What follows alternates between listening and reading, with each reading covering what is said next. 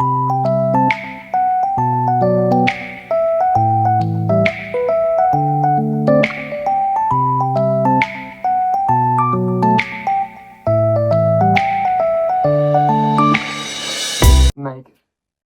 What, Slime? wake up. We've got to talk about logos again.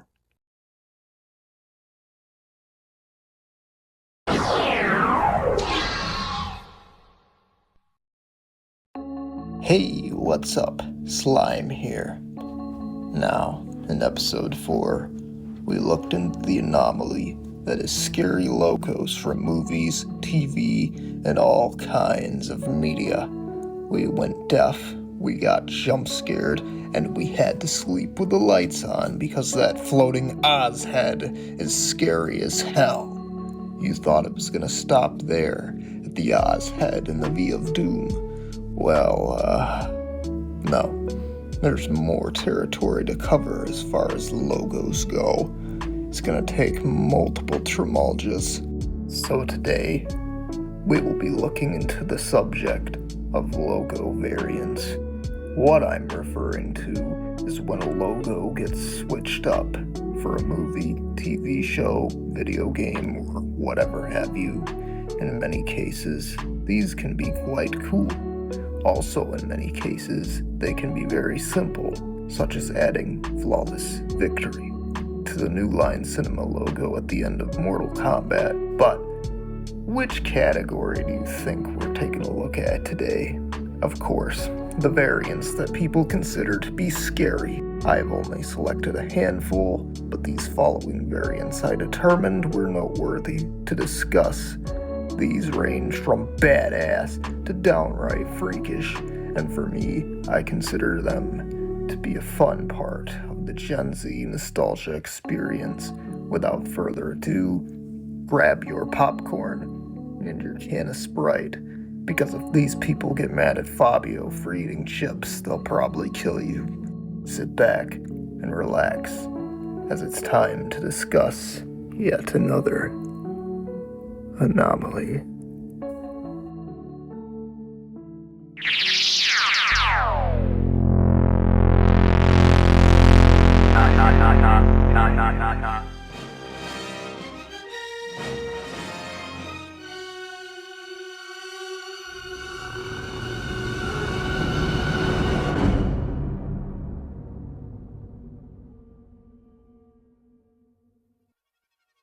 Let's talk about Alien 3. We started off good with Alien, then it got amazing with Aliens. Then Alien 3 came out, it sucked ass, and it only got worse from there. However, one thing I will give Alien 3, it has a pretty lit 20th Century Fox logo. Some argue it is scarier than the movie itself. As you saw, it starts off like any other Fox logo, specifically the 1981 version, as they used that one from its debut to 1994. The fanfare is the usual, which we all know and love, up until the last few notes, where it gets stuck and just drones and screeches until the logo fades out. I would say Alien 3 is a terrible movie, but this Fox logo, I would say, holds an interesting twist. From what I remember, it's not terribly common for 20th Century Fox not to have its fanfare. It has been the case in certain other movies, but unlike a company such as Universal or Columbia, Fox usually has the fanfare in some shape or form in its usual glory. But here, it's like something glitched.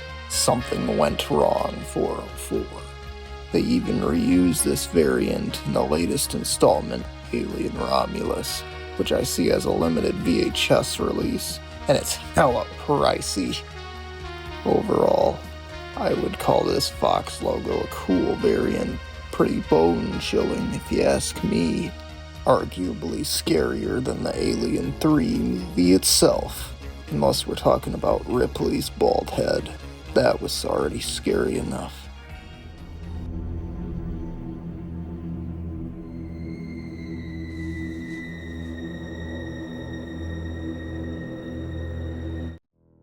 We all know the iconic Columbia Pictures logo with the Torch Lady, played by Jenny Joseph. In 2006, a sequel to The Grudge was released, Grudge 2. I haven't seen any of the Grudge movies yet, but I have seen this logo in The Grudge 2. We get a twist just as the logo concludes. The lady's hair becomes longer, and the logo flickers for a second. Kayako takes the place of Jenny and the words switch to Grudge 2, followed by the Ghost House Pictures logo. Personally, Grudge isn't that scary to me, but this, oh shit. This is a pretty good way to start off a Grudge film. For this, most of the 1993 Columbia logos were pretty tame, but this cranks it up to 11. It's a favorite of mine.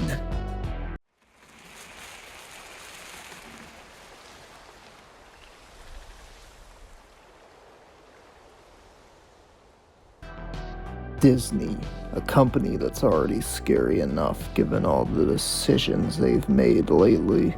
However, Disney used to represent something else to many of us. In 2014, they released Into the Woods. Did I ever see this movie? No. Much like the last entry, I came across the logo, and it's a pretty classic fairy tale Disney approach to say in the least. For starters, the logo has no music, only sound effects such as the wind blowing the flag on the castle. Atmospheric elements of the woods can be heard.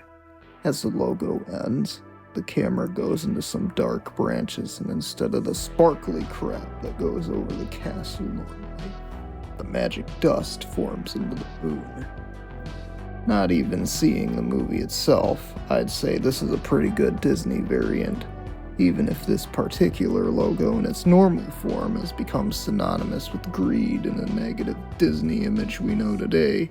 I could talk about some of those home video logos, but that's not the subject of the day.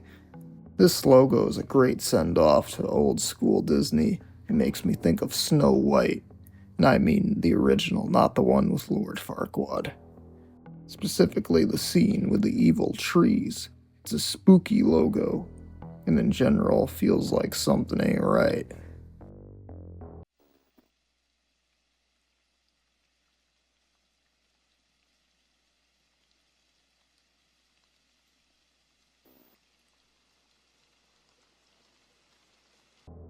Seeing as we just covered Disney, where to go but Dreamworks, the much better company in my opinion, especially today. Seeing as we just talked about The Grudge 2, where to go next but The Ring. And this logo is absolute peak.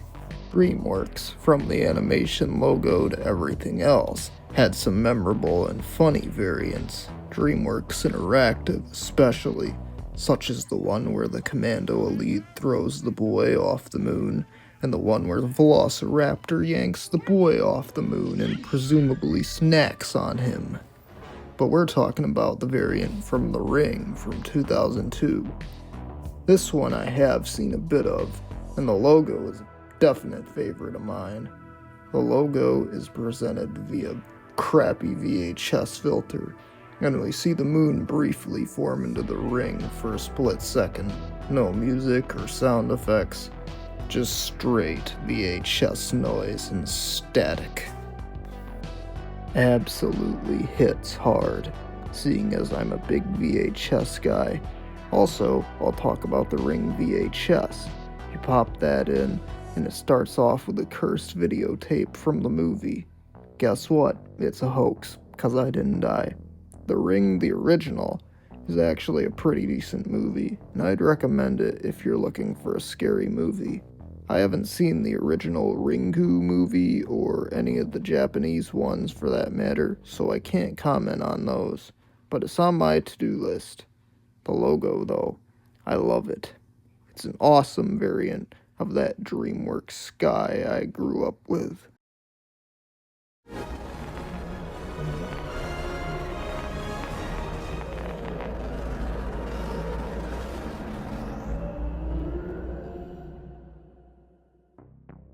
In the 2015 film Unfriended, the Universal Pictures logo starts off normally, but it starts to distort and glitch out real bad, as if it's being presented on a video call with a bad connection.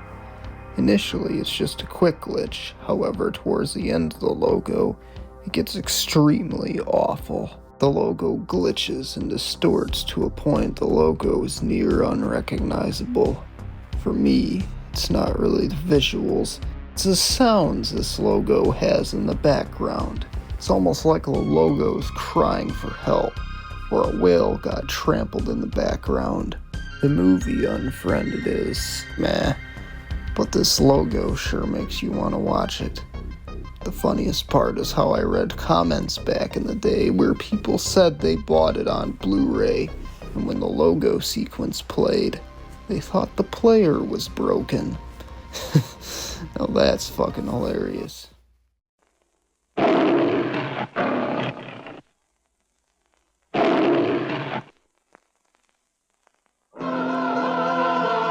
First of all, this movie was made by Roman Polanski. Fuck that guy. Can't even go to court like a man. Dude's a piece of shit. And it's already bad enough knowing who was behind this. Once again, haven't seen this movie. I've heard good things about it, but, the same issue with Jeepers Creepers. There are actually 3 variants of this logo from the Fearless Vampire Killers. The first seen on US releases, which you're seeing right now, is relatively tame, with the lion growing fangs as he roars his closing roar. Okay, not too bad. But then there's this other variant seen on UK releases, where after he roars, he turns into Roman Polanski. He turns into this freakish green ghoul with bloody fangs. Holy shit. And believe it or not, there's actually 2 forms of this green goblin. Older European releases of the movie have a different looking one. The ones with the green monster is definitely something that is just genuinely horrific. It seems that Zalgo has touched the MGM lion. Oh my god, that's ruined for me now too, simply knowing that Schmorky made the character. The creature is freakish, absolute nightmare fuel, complete Traumolgia. The music score doesn't really make it any better. Horrific logo from a movie made by an absolute piece of shit. Now, we have another MGM lion to talk about. From the 2015 remake of Poltergeist. Movie sucks. Completely unnecessary remake. The original was just fine. However, I will say that this logo has a pretty effective jump scare. Everything starts off all fine and dandy with the 20th Century Fox logo. Then we get to the MGM logo, which also seems to be fine and dandy. But all of a sudden, the logo just glitches out and the line gets all up in your face. For sure, it's a pretty jarring jump scare if you're not expecting it. I know it got me the first time. The Ghost House logo that follows has an even bigger issue with glitches, but the MGM logo takes the cake. Much like Alien 3, this logo is the only thing I remember about the Poltergeist remake. What's up? Slime here. Just reminding you to click that subscribe button. Help support Molly Media Group. Thank you.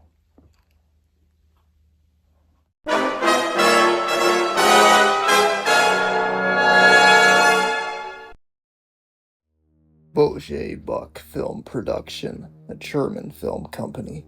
Logo itself is bad enough. Some seriously fucked up territory. A rabbit eating a whole-ass snake. Who came up with that idea?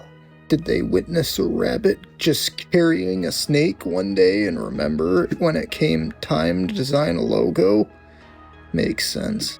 But in reality, rabbits do not eat snakes. If the snake's big enough, it will no doubt eat the bunny. Anyways, the logo is already bad enough, but the definitive variant is the black and white one. where there's no background, nothing but the rabbit snacking on the snake in the text. The variant appears in Nallheart, or Tough Enough in English. A very shocking image, and many others would have discussed this logo before me. It's fucking disturbing as hell. All I want to know is the rabbit like super baked or something?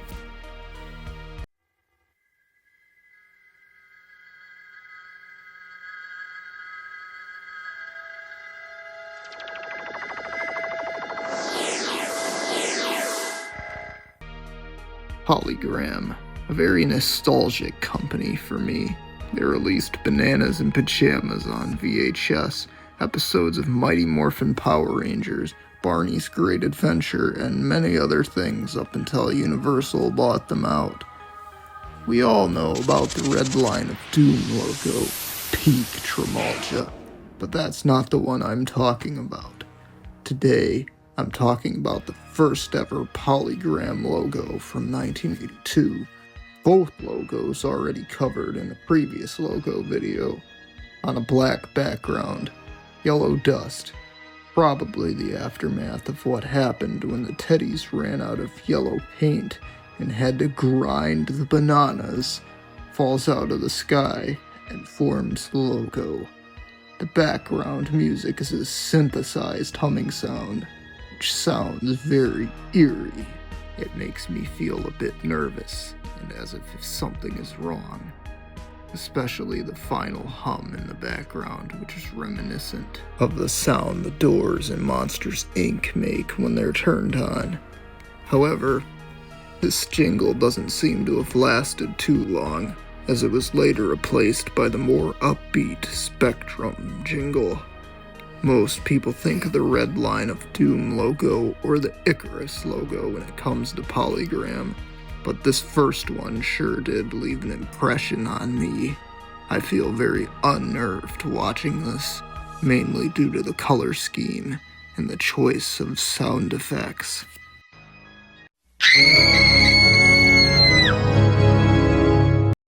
Hey, we're talking about The Simpsons again. Not only that, I'm going to bring up something I mentioned in T2. So, people in recent years have stated that they were scared of the SpongeBob end credit sequence due to its liminal feeling. I would say that The Simpsons credits made me feel similar. Something about it just wasn't right. The colors were just awfully ugly, and the world of The Simpsons in general is just a bit wacky to me. I do intend to have a separate Traumolgia which revolves around The Simpsons at some point later down the line. Maybe I'll paint myself yellow. But anyway, the credits were nowhere as bad as SpongeBob's, but still, something felt off about them to me. But right after the credits would be your Gracie Films logo and 20th Television logo. There were tons of Gracie variants. A lot of them are absolutely hilarious. Shh! Don't judge me, you rich bastard! But the ones I remember the most, I would have to say, be the treehouse of horror variants. All of them are different, but the standard affair is this. The piano melody is replaced with an organ rendition of the tune, composed by Danny Elfman on a Roland D50 using the PND5000 expansion pack and its pipe organ preset minor key. Starting with Treehouse of Horror 4, a woman screaming like she's being murdered is added into the mix.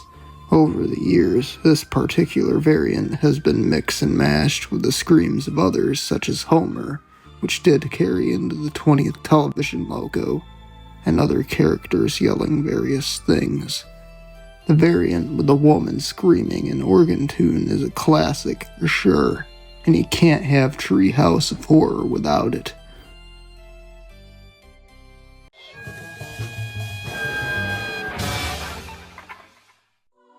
Ed, and Eddy. You would think that I would have watched this show more as a kid, but I was more of a SpongeBob guy.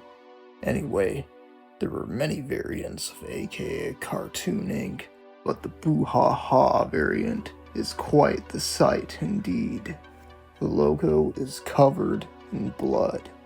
This is a kid's show, everyone, and they end the episode with the logo just covered in blood, like they shot someone down. The 2000s were a different time, weren't they? The logo itself in its normal form is a little hard to follow. It looks like a graphic that a skateboarder would spray paint on a building. Also, I'm sorry, but the color boxes in the middle really aren't necessary. They stick out like a sore thumb. The logo itself doesn't even fit in the color box. The boo-ha-ha variant certainly adds to the disturb factor, considering this is a show that was on Cartoon Network, intended for children.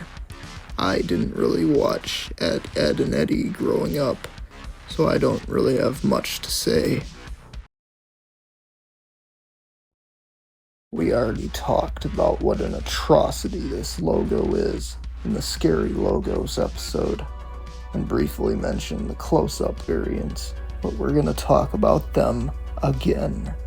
So, the Oz Film Manufacturing Company released several films in the early 1910s based around the works of L. Frank Baum. More information seems to have come out about Oz Film as of 2025. Initially, only 3 movies of theirs still existed, but another film, The Last Egyptian, was partially found. In addition, the audiovisual identity database states that Ozma was in fact played by 2 actresses, so looks like I was right. Vivian Reed played Ozma in the normal variants, whereas Violet McMillian plays Ozma in the close-up variants we're about to discuss. I'm gonna let Megan talk. Why does her face have to be that close to the screen? Exactly. Was there any reason she needed to be even closer to the screen? The original is already freaky enough. Albeit, I am gonna have to say the original is more uncanny and the stare doesn't bother me as much.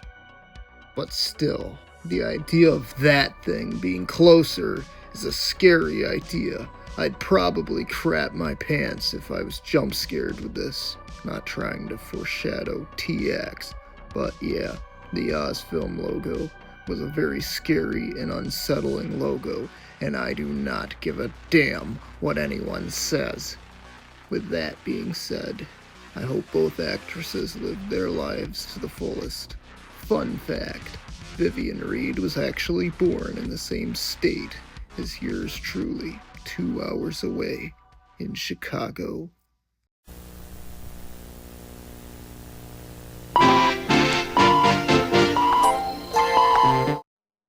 This final one is actually a last-minute addition. It was supposed to stop at the Oz heads, but I couldn't go by without talking about this one, because the subject matter is deeply unpleasant and very sad. So, the MTM Mary Tyler Moore Enterprises Inc. logo was a spoof of the MGM lion, featuring Mimsy the cat. She lived to be 20 years old and featured in many of the MTM logos. It's a cute logo, and I always saw this on TV when my parents would watch older shows. Like all other cats, Mimsy would eventually pass away, likely due to old age, in June of 1988. However, on May 25th, 1988, at some point before she passed, the final episode of the show Saint Elsewhere aired, and it ends with a very sad variation of the MTM logo.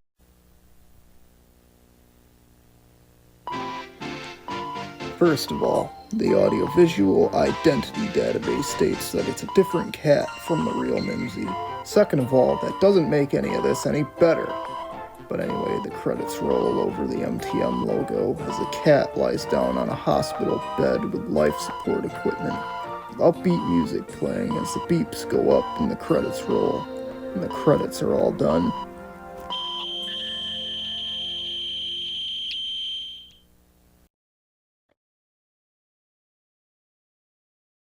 Mimsy dies, and the show ends. Holy fuck. This is just sad. Talk about the original Try Not to Cry challenge. If that was a compilation, it'd be up there with ending from All Dogs Go to Heaven. I doubt it was done in bad taste, but it's just very sad to watch, especially with what happened to our organization's mascot. It's not a pleasant or easy thing to sit and just watch a cat or a dog just die like that, and that's all I'm gonna say. I'm sure that Mimsy lived a great life when she was here, and may she rest in peace. Meow. And ladies and gentlemen, that's all she wrote. Tune in next time for Traumolgia X. Until then, we'll see you next time.